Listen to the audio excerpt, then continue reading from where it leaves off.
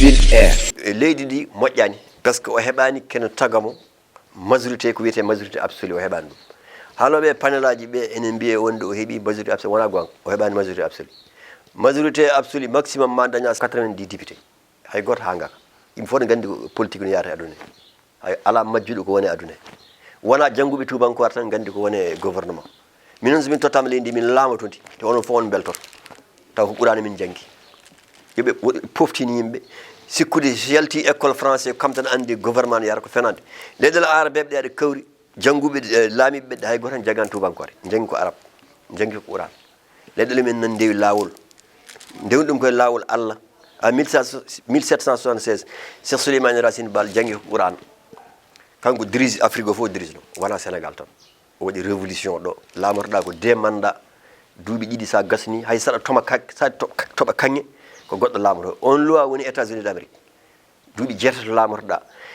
mandat ko duuɓi nayyi ɗi so yimɓe ne jiɗma mbattuma sa gasni so yiɗi tawa aɗa adda meuble uji kanŋe leydi e goɗɗo laamoto ɗo oɗo assemblée o moƴƴani assemblée nationale Sénégal pusɗo jogoɗo fuseede o wonno toon ko fewnoɓe faux billeji en jiiɗo pewnoɗo faux billeji ko milliard uji jagga woppa koye assemblée nationale pusɗo en jiiɗo fewnoɓe passeport diplomatique faux en jiiɗo haare e nder assemblée nationale ɗum kam no waɗa aduna fof ɗum ɗo pop ko yimɓe ɓe ganduɗa ngala iman yimɓe ɓe ganduɗa hay garata hay science e nder assemblée nationale gonno toon ene dokka hôtel député aɗa jogui toon suudu ala ko gonɗi so wona fijirte e bonnude carburant Sénégal dokkeɗa oto jarawo 45 millions francs CFA dokkeɗa passeport diplomatique sa sellani e gouvernement Sénégal safruma safra yumma safra bamma lewru fof aɗa jogui 1 million 300 mille député simple aɗa ɗanno ɗum ɗo yonanima aɗa waɗa faux billeji ɗum wonno assemblée o gouvernement waɗani Macky Sall waɗani ɓe punir ɓe ƴewata probléme aji population député wonirta e assemblée nationale ko so tawi min ko hunare jeeyami walla département toon kañal jeeyami somi yi hande phosphate gonɗo ndendori o ɓiɓɓe diwan o a duki hen ha tampuɗa an Oumar ɓiɓɓe ndendori naɓe liggota koye phosphate somiva mi yaha mi waɗa plaidé e nder assemblée nationale société ji gontoon ɗi yo pewnu laabi e banggue hunare o yo mbaɗa hôpital presque chaque jour aɓe jaltina 1 milliard 500 millions ɗum ko wallahu alam guila ɓe jooɗaki taw mi wawa wiide guila ɓe jooɗaki taw te ɓeeɗo wonɓe e laamu ɓe ko yiɗɓe continde ene jooɗo ɗo mi anda ko jogori kewto toon taw so ɓe mbaɗi député mboɗo wawi hen haalde mais ɗo joni mi wawa wiide ma ɓuuri ɓennuɗo par ce que ɓe garani taw ha joni woni ɗo tan ko wonnoɓe ɗo ɓe taw ɓe ƴettani taw fonction mi wawa ñawde ko fonction mum arani mboɗi andi tan kam gouvernement o perdi te ɗo tan e Guédiawaye ɗo Guédiawaye ɗo Mohamed Aydara nan ɗo kañum fiino miñum Macky Sall Aliou Sall 6000 voix o dannomo leader uji nan ɗo Lat Diop nan ɗo Nenne Fatimata Tall nan ɗo Racine Talla nan ɗo oɗo henne ko goto Mohamed Aydara ko goto o daɗiɓe ɗo 6000 voix e élection maire ngolɗo lawol aɗa ko foti daɗiɓe 21000 voix par ce que ça veut dire ko e nder lebbi jeegom ɗi ganduɗa vote o ɓenni yimɓeɓe ɓeydi ko yaltude Macky Sall e nder woto yimɓe ɓeydi ko yaltude makko à niveau de Guédiawaye ɗo presque 21000 voix ƴeew tan guitta e 6 mois tan mandat 6000 voix mbatta ɗo joni 22000 voix 21000 voix o fi Racine Talla ha watti jaggude miruji mairie muɗum o fi Nenne Fatimata Tall o fi Lat Diop o fi wonnoɓe ɗo ɓe fof leader en wonnoɓe ɗo ɓe fi ɗumen bo ɗum ɗon moƴƴani e président de la république nan ɗo o wonda ko coordinateur uji wonɓe ɗo APR wonɓe ɗo ɓe leader uji ɗi gona koye habde yimɓe ɓe mbatta visité hay goto ɓe ƴewata hay goto kala halis mo tottiɓe ɓe moftat kalis o ɓe jiyata hay leader goto ɓe jettata ko galleji halpulaar en ɓe ɓe jetta ko yimɓe ɓe hilfaɓe diine wonɓe diwan o ɓe jettata ko ɗumen koɓe kalani président fof ɓe penat président de la république kala koɓe kalnima ko fenade Macky Sall nde ƴetti pouvoir deuxiéme mandat premiére min adi haalde Sénégal mbimi woto wat troisiéme mandat vidéo a yi vidéo min adi haalɗo ala fof gadiɗo mi haalɗo e Sénégal min wi Macky Sall a dañi teddugal a wondi e Ablaye Wade duuɓi 7 8 ans a wonde Ablaye Wade liggudima e makko Allah tottima pouvoir no yimɓeɓe fof cikkirano a laamima duuɓi 7 a watti mandat goɗɗo mo ganduɗa mandat o ko duuɓi 5 wona 12 ans plus 8 ans peut-être 19 ans de pouvoir aɗa wawi woppude kala goɗɗo mo Allah addi walla porma neɗɗo e nder parti ma no Niger waɗi ni Niger président gonno toon o ƴeewi ko neɗɗo goɗɗo joƴƴini ɗum troisiéme mandat marsata e Sénégal kala président noon bawnuɗo wiide Macky Sall yo wat troisiéme mandat e leydi he kala responsabilité bawɗo aroyde e Sénégal ɗo henna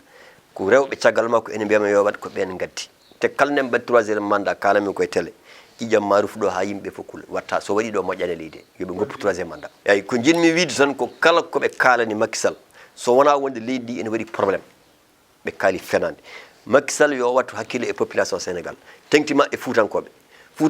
ɓuuri yawede fuutankoɓe ngala laabi fuutankoɓe ngala courant jonɗo fuutankoɓe ngala hôpital ɓi cafri ɓiɓe men niveau fuutankoɓe ngala laabi surtout ma dande mayankoɓe ngala laabi ɓe mbaɗi ko vote bulletin nil dondu suko baɗi men goto nani wiye Doro Mbodj o noddi kam ɗo woni ko Parti dande ma e pile 45 villages bulletin nil ɓe mbaɗi moƴƴani président o so ɗum ɓenni wonɓe France ɓe halpulaar ɓe kamɓe pi Macky Sall e nder niveau de France ko fulɓe mais ɓe gooti sanction Amérique c'est la même chose à Dakar ɗo c'est la même chose Guédiawaye ko fulɓe goni hen Kermassar ko fulɓe goni hen nokkuji ɗi fof fulɓe goni hen ko kamɓe mbaɗi contre par ce que Barthélémy Dias o fii ko kala leader gonnoɗo e nder Dakar o fiima Mimi Touré fiyama e bureau mum a faami no wiyete Abdoulaye Diouf Sarr fiyama e bureau muɗum Bamba fiyama e bureau mum Youssou Ndour fiyama e bureau mum a faami Cheikh Ba fiyama e bureau mum Racine Talla fiyama e bureau mum Nenne Fatima Tall fiyama e bureau mum ɓeɗo fof ko leader uji ɓe ganduɗa ko joguiɓe fortune jogui moyen jaaha Barthélémy Dias fi Aline Ndoye ha watti yarde ndiyam gueej plateau Dakar o fi ɗum haw joƴini ɗum leydi ɓeɗo fof so tawi ko Macky Sall en hokki ɗumen moyen ji ene piye o fonno ko ƴewtade o anda o perdi 80 jeetati e tati député o perdi ɗum assemblée nationale wona 43 ko 83 député o perdi par ce que Ousmane Sonko natirno assemblée nationale ko député goto ɓe kepti député yagal ngal sababu bandiji rewɓe Macky Sall ene mbiya ko violeur ɓe keedi Macky Sall hakkille muɗum ha o dañi probléme Ousmane Sonko Allah na ɓeyde Ousmane Sonko hande heeɓi mairie Ziguinchor woni troisiéme candidat présidentiel arti e nguɗo laamu naati heeɓi 80 député Abdoulaye Wade heeɓi 24 walla 26 kanko heeɓi 50 et quelque ça fait 80 position gonɗo toon o Pape Diop Djibril Fall e Thierno Alassane Sall 3 député so yanti e posaji ɗi wonata 83 député kamɓe jogui 82 te hay goto waɗani taw rallié ɗum noon holto gaña woni ɗo Oumar gaña ala ɗo seeremɓe kadi dariɓe kalta gonga seeremɓe dariɓe leydi e kalta gonga yoɓe kuul Allah neɗɗo wonirta ceerno e leydi woto ñaam riba kala ko woodi neɗɗo wonirta ceerno e leydi so leydi waɗi crise woto ƴeew lamɗo ko rokkata ma ko ƴeew ko Allah tottata ma ko ganda leydi ndi ko renda hay ceerno goto bamum jeeya leydi ndi ɗo hay lamɗo goto bamum jeeya leydi ndi ɗo ndiɗo leydi hay leader politique goto bamum jeeya ɗum leydi ndi ko Sénégal wiyete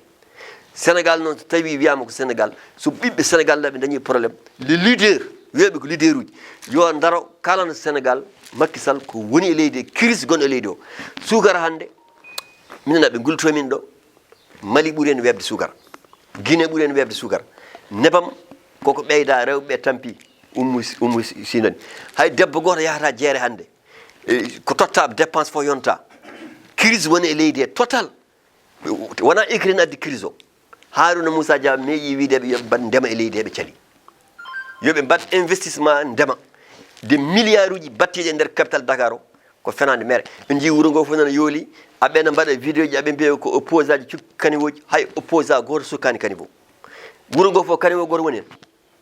mbete Sénégal Dakar fof kaniwo goto woni hen ene sukke sakuji kaniwo goto ene sukke sakuji ha waɗe Dakar waɗa inondé ɗum ko camti ɗum ko Sénégalais fof mo jiiɗa ɗo ene weddo e nder kaniveau puɓel ko puɓelaji bedda hen kadi ko piggal ngal no wayi musdini aɓe jiiɗi majjinde yimɓeɓe koɓe piya ko aɓe mbiya ko kaniwoji ɗi ko pose aji cukki tiwoji hay pose a goto sukani tiwo yoɓe goppu kan haala yo Macky Sall wat sanctionné ɓe rokkuno des milliards ene bonni kalisaji yo watɓe sanctionné o ƴeewa sukaɓe les universitaires e sukaɓe ɓe ganduɗa hoorema ko labɓe juuɗe o nan ɗumen l'état ko heddora ɗo e 1 an et quelque ko liggo leydi ndi mawɓe nayeɓe wonɓe e laamu no gujja kalisaji ɓe yo fiiɓe ha waala sutaɓe ɗum min kali ko heddi ko fenade maire woni leydi e gongala ɗo Oumar yoɓe pewnu leydi ndi ko saysiyeɓe takki Macky Sall ene bonna Sénégal yoɓe pewnu leydi Sénégal wo amma ɗum kala ko keeɓi maɓe mbaɗoymen ko ɓuuri ɗum mettude et puis woto Macky Sall woto wat troisiéme mandat yo woppu o ƴeewoya goɗɗum so mandat oɗo gasi kadi o yaafo Karim Wade o yaafo Khalifa Sall so mandat o gas somi yiɗi so arti Fuutankoɓe laminamo hôpital ɓurɗo mawnude nder Fouta yo fewne laabi école yo fewne wo amma ɗum kala koɓe kaali ko fenande ɗum min kalani président Macky Sall ngol ɗo mo watta nande ɗo joni ɓe jooɗi koye ɓoccode dunde so fuuse comji ma luuɓat ɓoccode waggere so fuuse comji ma a watta maynes